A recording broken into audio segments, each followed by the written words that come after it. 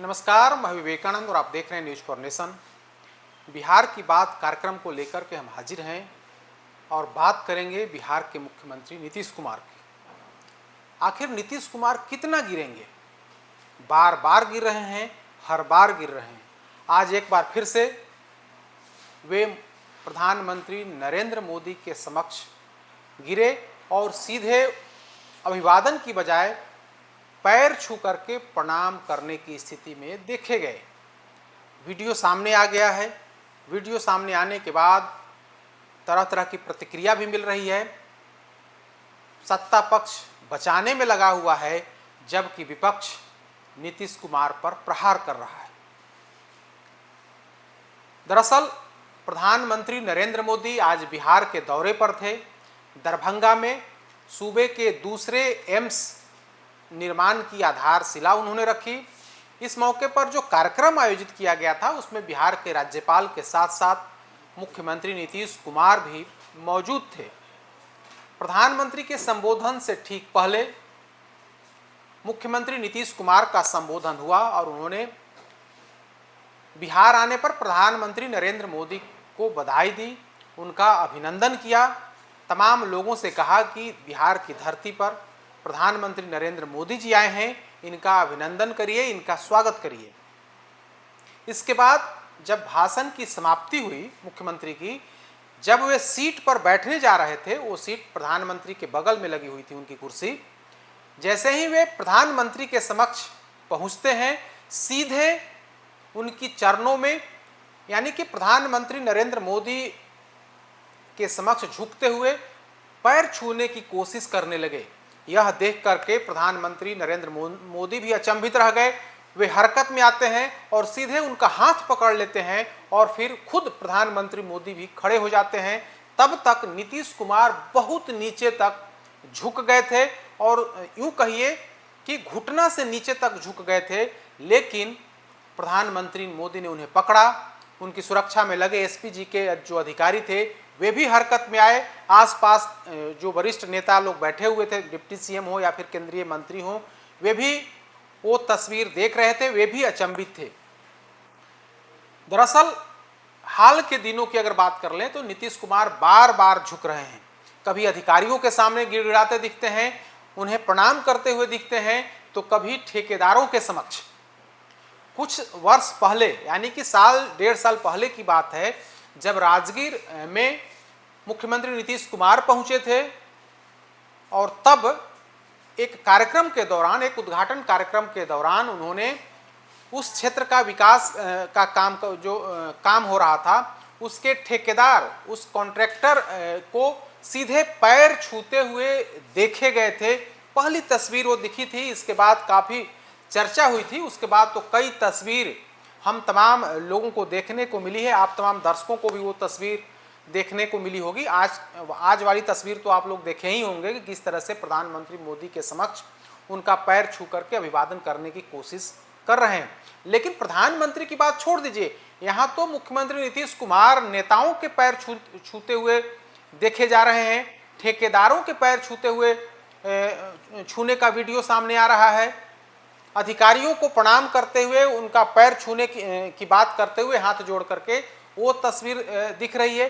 अभी कुछ दिन पहले ही भाजपा के वरिष्ठ नेता, पूर्व सांसद आरके सिन्हा के अभिवादन की तस्वीर, पैर छूने वाली तस्वीर सामने आई थी, जिसमें मुख्यमंत्री नीतीश कुमार एक कार्यक्रम के दौरान, पटना सिटी में वो कार्यक्रम था, वहां भी पैर छूते हुए दिख रहे थे। उसके पहले पटना में ही एक कार्यक्रम हुआ था, गृह विभाग की तरफ से नवनियुक्त जो दारोगा थे उनको नियुक्ति पत्र दिया जाना था। उस कार्यक्रम में भी मुख्यमंत्री नीतीश कुमार चीफ सेक्रेटरी और अपने गृह विभाग के जो प्रधान सचिव हैं उनको हाथ जोड़कर विनती करते हुए देखे गए थे कि आप यह काम करवा दीजिए, मैं आपका हाथ जोड़कर अभिनंदन करता हूँ, हाथ जोड़कर विनती करता हूँ। इसके पहले आप देखें, कुछ समय पहले पटना सिटी में गंगा नदी के किनारे पथ निर्माण विभाग का एक कार्यक्रम था। उस कार्यक्रम के दौरान जो गंगा नदी पर जो पुल बनाने वाली एजेंसी है, उस एजेंसी के मालिक या फिर जो प्रबंधक थे, उनको पैर छूने को लेकर के नीतीश कुमार बाजाप्ता अपनी कुर्सी से उठ गए और सीधे उस ओर जाने लगे। तब यह वीडियो सामने आया था जिसमें मुख्यमंत्री को डिप्टी सीएम विजय चौधरी और पथ निर्माण विभाग के अपर मुख्य सचिव प्रत्यय अमृत उन्हें रोकते हुए दिखाई पड़ रहे हैं। प्रत्यय अमृत हाथ जोड़कर कह रहे हैं कि सर ऐसा मत करिए, ऐसा मत करिए, काम हो जाएगा। डिप्टी सीएम जो कॉन्ट्रैक्टर थे, जो उस कंपनी के जो मालिक या फिर प्रबंधक कह सकते हैं, उनको वहां से दूर हटाते हुए दिख रहे थे। तो इस तरह की तस्वीर लगातार देखने को मिल रही है। आज जब प्रधानमंत्री मोदी के सामने नतमस्तक नीतीश कुमार होते हुए दिखाई दिए, तब कई तरह की प्रतिक्रिया आई है। कभी नीतीश कुमार के बेहद करीबी रहे शिवानंद तिवारी ने उस पर कमेंट किया है और कहा है कि नीतीश कुमार को हम उस समय से जानते हैं, उस समय से हमारी दोस्ती रही है जब ये विधायक भी नहीं बने थे, यानी कि हम लोग सामान्य राजनीतिक कार्यकर्ता थे और उस दौरान हमने और नीतीश कुमार के बीच की दोस्ती थी। और वो नीतीश कुमार जब वे बिहार के मुख्यमंत्री बने, मुख्यमंत्री बनने से पहले रेल मंत्री बने, उसके पहले भी केंद्र की सरकार में कृषि राज्य मंत्री बने, और आज का नीतीश कुमार हम जो देख रहे हैं, अब वो नीतीश कुमार नहीं है। वो नीतीश कुमार जो कभी प्रधानमंत्री नरेंद्र मोदी, जब वे गुजरात के मुख्यमंत्री थे और भारतीय जनता पार्टी उन्हें 2013 में प्रधानमंत्री का कैंडिडेट घोषित करने पर तुली हुई थी और बिहार में बीजेपी जेडीयू की सरकार थी, तो आनन फानन में भोज कैंसिल कर दिया था नीतीश कुमार ने और मुख्यमंत्री आवास में एंट्री बंद कर दी थी नरेंद्र मोदी की। वो नीतीश कुमार आज प्रधानमंत्री नरेंद्र मोदी का पैर छूने को विवश हैं, वे बेबस हैं। तो कहा जा सकता है कि नीतीश कुमार अब वो नहीं रहे। हम लोग पुराने नीतीश कुमार को भूल गए हैं। वो नीतीश कुमार तो अब हैं ही नहीं। न सिर्फ शिवानंद तिवारी बल्कि तेजस्वी यादव तो बार बार हमला बोल रहे हैं और कह रहे हैं कि अब बीमार हो गए हैं, इनसे गद्दी संभल नहीं रही है, बल्कि कुछ अफसर जो है इन्हें चला रहे हैं।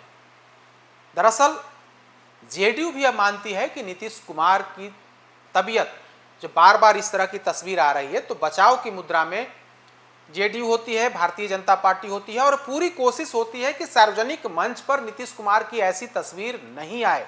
उनके अगल बगल के जो लोग होते हैं, चाहे वो विजय चौधरी हों, संजय झा हों, अशोक चौधरी हों, या फिर जो निकटतम लोग होते हैं, जो अधिकारी होते हैं, जो उनके प्रधान सचिव हैं दीपक कुमार, वे चौकन्ने रहते हैं कि कहीं कुछ मुख्यमंत्री नीतीश कुमार ऐसी हरकत न कर दें, ऐसी एक्टिविटी न कर दें जिससे जग हंसाई हो, जिससे परेशानी हो और जवाब देने में दिक्कत हो। तो कुल मिलाकर के कहें तो बार बार यह तस्वीर आ रही है और इस तस्वीर के आने के बाद चर्चा शुरू होती है कि आखिर नीतीश कुमार कितना गिरेंगे। दूसरी जो महत्वपूर्ण खबर है कि बिहार में आज 4 सीटों पर उपचुनाव हुए हैं। उपचुनाव में, जिसे सत्ता का सेमीफाइनल कहा जा रहा है, इस चुनाव में कौन सी पार्टी बाजी मारेगी? एनडीए गठबंधन जीतेगा या फिर महागठबंधन? क्योंकि यहां तो महागठबंधन की प्रतिष्ठा दांव पर लगी हुई है, क्योंकि 4 सीटों पर जो चुनाव हुए हैं उसमें 3 सीट तो महागठबंधन के ही खाते में है। बेलागंज के बारे में कहा जा रहा है कि इस बार सुरेंद्र यादव के बेटे, जो वहां से आरजेडी के कैंडिडेट हैं, उनकी नैया फंसती हुई दिख रही है। सबकी निगाह बेलागंज सीट पर है, क्योंकि 35 सालों से सुरेंद्र यादव उस सीट से प्रतिनिधित्व कर रहे हैं और तमाम हराने की कोशिश अब तक विफल रही है। 2010 जब एनडीए का लहर था बिहार में, तब भी सुरेंद्र प्रसाद यादव वहां से चुनाव जीत गए थे। उसके बाद लगातार वे जीत रहे हैं, उसके पहले भी वे लगातार जीत रहे थे। इस बार जब उपचुनाव हो रहे हैं, सुरेंद्र यादव चूंकि सांसद बन गए हैं जहानाबाद से, तो ऐसी स्थिति में बेटे को वहां से उम्मीदवार बनाया है। तो अब देखने वाली बात होगी क्या कुछ होता है। लेकिन खबर यही है कि मनोरमा देवी ने सुरेंद्र यादव के बेटे को कड़ी शिकस्त दी है। कहा जा रहा है कि अगर मुस्लिम वोट में ज्यादा बिखराव हुआ, तब सुरेंद्र यादव के बेटे को हारने से कोई नहीं रोक सकता है। मनोरमा देवी के बारे में, जहां एक तरफ एनडीए के जो वोटर हैं, एनडीए समीकरण के जो वोटर हैं, उन लोगों ने तो वोट किया ही, दूसरी तरफ कहीं ना कहीं यादव वोट में भी कुछ न कुछ सेंधमारी की कोशिश हुई है। अब वो देखने वाली बात हो कितना सफल होगा। जनसुराज के प्रत्याशी भी मुस्लिम हैं, तो वैसी स्थिति में दावा है कि कुछ न कुछ वोट उनके द्वारा भी काटा गया है। तो अब देखने वाली बात हो क्या कुछ होता है। इमामगंज की बात कर लेते हैं। इमामगंज में दीपा मांझी, जीतन राम मांझी की बहू हैं, वे चुनावी मैदान में हैं और दूसरी तरफ भी उसी वर्ग से, चूंकि वो आरक्षित सीट है लिहाजा उसी वर्ग से वहाँ विपक्ष के भी कैंडिडेट हैं। दोनों में कड़ी लड़ाई है, कड़ी टक्कर है, देखने वाली बात हो। लेकिन कहा जा रहा है कि दीपा मांझी थोड़ी परेशान है, क्योंकि जो एनडीए का जो पासवान वोट है वो पासवान वोट इस बार, हालांकि पिछली दफे भी कहा जा रहा है कि पिछली दफे भी जीतन राम मांझी को वोट नहीं मिला था, इस बार भी वो वोट नहीं मिला है, कुछ अन्य वोटों में भी बिखराव हुआ है। देखने वाली बात होगी क्या कुछ होता है। आप अन्य 2 सीटों की अगर बात कर लेते हैं तो रामगढ़ के बारे में कहा जा रहा है, जो रामगढ़ सिटिंग सीट है आरजेडी की, वहां स्थिति खराब है। जगदानंद सिंह के बेटे वहां से उम्मीदवार हैं, सुधाकर सिंह के भाई जो सांसद बन गए हैं बक्सर से, और उनके इस्तीफे से ही वो सीट खाली हुई है, तो वहां कड़ा मुकाबला है और कहा जा रहा है कि आरजेडी का हाल वहां खस्ता है। तरारी की अगर बात कर लेते हैं तो तरारी भाकपा माले की सिटिंग सीट है, सुदामा प्रसाद आरा से सांसद बन गए हैं, उनके इस्तीफे से वो सीट खाली है और आज वहां पर चुनाव हुआ है। 2020 और 2024 में स्थिति बदली है, तब निर्दलीय सुनील पांडे वहां से चुनाव लड़ रहे थे, सुदामा प्रसाद भाकपा माले से और भारतीय जनता पार्टी से वहां पर कैंडिडेट थे। लेकिन भारतीय जनता पार्टी के कैंडिडेट मात्र 13,000 वोट ला करके तीसरे नंबर पर चले गए थे और सुनील पांडे निर्दलीय प्रत्याशी थे, दूसरे नंबर पर थे। चूंकि भाकपा माले ने वहां से वैश्य कैंडिडेट को टिकट दिया था, लिहाजा वैश्यों में जो एनडीए का खास करके भाजपा का वोट है वैश्य वर्ग, उसमें सेंधमारी हुई थी और इसका सीधा फायदा भाकपा माले को मिला था। एक तरफ महागठबंधन के समीकरण का वोट भाकपा माले के जो प्रत्याशी हैं उनको मिल गया, बाकी एनडीए का जो कुछ वोट था वो वोट भी उन्होंने लेने का काम किया था। इस बार कहा जा रहा है या फिर जो जानकारी आई है वो यह कि वैश्य वोटों में बिखराव रोकने की भरसक कोशिश हुई है। बीजेपी ने पूरी कोशिश की है कि वैश्य वोट का बिखराव नहीं हो, क्योंकि अब वहाँ वैश्य कैंडिडेट नहीं है। वहाँ भाकपा माले ने यादव समाज से आने वाले उम्मीदवार वहाँ पर दिया है, तो कहा जा रहा है कि इस बार बीजेपी के वोट में डिवीजन नहीं हुआ है, इसका सीधा लाभ भाजपा प्रत्याशी को मिलते हुए दिख रहा है। तो कुल मिलाकर कहें कि 4 सीटों पर जो उपचुनाव हुए हैं उसमें एनडीए जो है कहीं ना कहीं लीड लेते हुए दिख रही है। खबर यही है कि 4 में से कम 50% या फिर 3 सीट यानी कि 2 से लेकर के 3 सीट एनडीए जीत सकती है। महागठबंधन को 1 सीट मिलने का अनुमान है, ऐसी खबर निकल करके सामने आ रही है। तो आज की महत्वपूर्ण खबरें यही थी। कल फिर से बड़ी खबरों को लेकर के, बिहार की बात कार्यक्रम को लेकर के हम हाजिर होंगे। तब तक हमें दीजिए इजाजत। नमस्कार।